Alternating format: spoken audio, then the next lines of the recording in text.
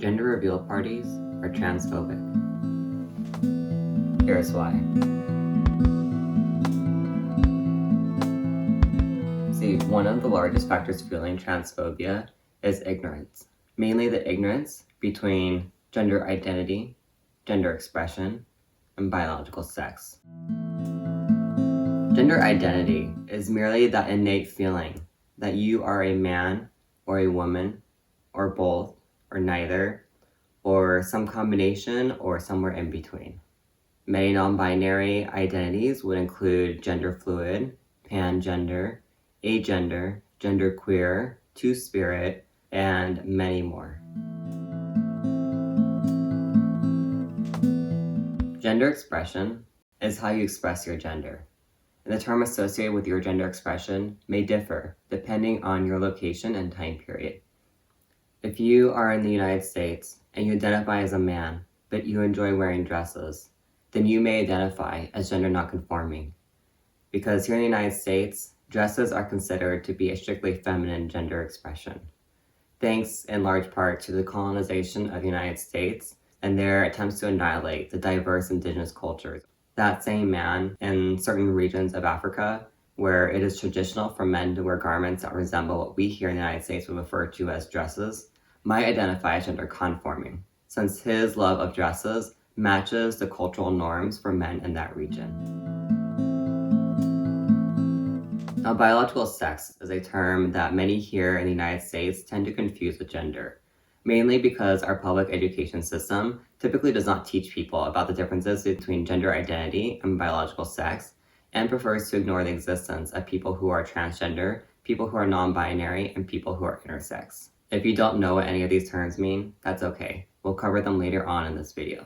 Biological sex can mean something different depending on the industry. What defines a person's biological sex for medical purposes might differ from how it is defined in legal context. But more simply put, biological sex can be in reference to your chromosomes. It can also be in reference to your genitals and the appearance of your body. Most of the time, children are born either male or female, but sometimes children are born intersex, which is where their appearance of their genitals or their chromosomal composition does not fall within the male or female binary. A child who is born at the female end of the spectrum is a child who was born with a vagina, clitoris, cervix, uterus, and fallopian tubes.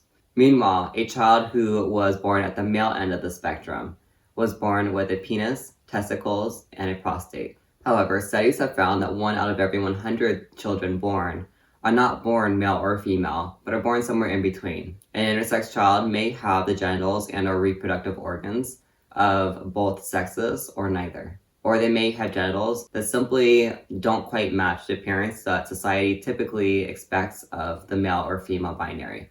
A lot of the time, a child who is born female often identifies as a girl and later on as a woman. But there's a good number of children who are born female and who identify later on as a boy and later on as a man. A child who's assigned female at birth, but identifies as a boy and later on as a man, would be a transgender boy or a transgender man.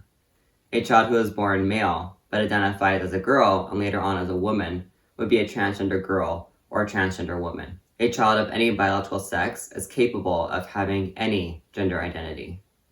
When a child is born female and identifies as a girl and later on as a woman, we would call that person a cisgender girl or a cisgender woman. A child who is born male at birth and identifies as a boy and later on as a man would be a cisgender boy or a cisgender man. The truth is, it is perfectly natural and medically safe for a child to be born cisgender, transgender, non-binary, or intersex. It is also important to note that gender identity, gender expression, biological sex, sexual orientation, race, ability, and size are all independent aspects of a person's identity and are not chosen. In other words, just because a child was assigned female at birth does not mean that that child will identify as a girl or later on as a woman. And even if that child does, it does not mean that they will enjoy wearing dresses or the color pink.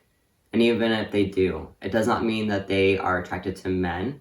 It does not mean that they are going to have light skin or dark skin. And it does not mean that they will be skinny or fat or that they will have one or more disabilities. All of these factors are completely independent aspects of a person's identity. So you might be wondering where the harm is in gender reveal parties.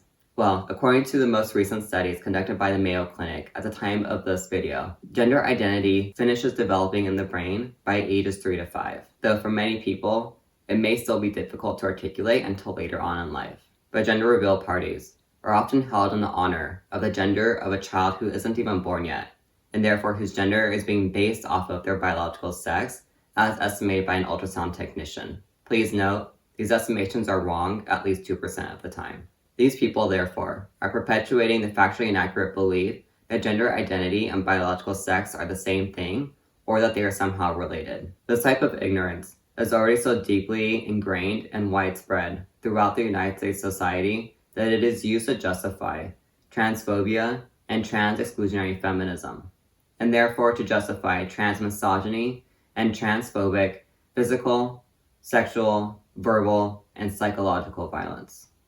The people who choose to celebrate their child's gender as if it is the same thing as their biological sex are participating in an act of transphobia by reinforcing the very misconceptions that transphobic attackers use to justify their hate crimes. Meanwhile, the people who say nothing to their loved ones when they find out that they are planning a gender reveal party, or who even participate in the event itself, are complicit in this act of transphobia. After all, you don't get to attend the KKK rally and wear the white pointed hat and then try to claim that you are not racist and that you did not mean anything hurtful by it. Your silence, or even participation, allows the offensive act and the harmful ignorance it reinforces to continue unchecked. So if someone you know is planning a gender reveal party, ask them to cancel it immediately and to plan a baby shower instead, or a baby sprinkle. Or at least ask them to rename their party a sex reveal party, at which point hopefully they'll realize that they're actually celebrating their child's genitals and realize just how freaking weird that is. And to me, personally, a little bit disturbing. After all, unless you are my child's OBGYN or pediatrician, you have no business knowing what genitals my child has. Thank you all for watching my video. Please like, comment, and subscribe. Please feel free to ask any questions that you may have, because I guarantee someone else has the same question as well. However, any questions or comments that are clearly intended to be abusive, hostile, aggressive, or intended to psychologically harm any member of a minority community may be removed for their safety. And if you're the person who's considering doing that, I'm sorry that something about this video triggered you, or that you are hurting in some way and felt that this was an appropriate way of lashing out. I hope that you find the love and happiness that you need, or at least a better hobby than trying to bully someone like me. To everyone else, I also wish you love and happiness, and I'm so delighted that of all of the things you could have spent the last few minutes of your life doing, you chose to watch this video and improve yourself. The world is beautiful because of people like you. Please don't forget to share this video so that other people who are in need of this kind of education can have the chance to improve themselves too. If you are or think you might be transmasculine or some kind of AFAB, non-binary, or trans person, please consider checking out my social or medical transition videos. If you're interested in poetry about being trans by a trans person, please check out my poetry videos. If you're interested in artwork by a trans person featuring trans people, or if you're interested in LGBTQ resources, please check out my website. If you're just looking for a friend who knows more about this LGBTQ stuff than you do, please feel welcome to follow me on Facebook, Instagram, or Twitter. The links are below. Thank you everyone for watching.